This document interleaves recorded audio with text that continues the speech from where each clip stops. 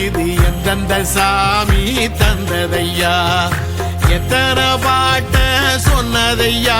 அத சுத்துற பூமி கண்டதையா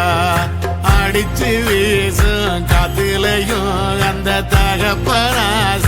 சுத்துதையா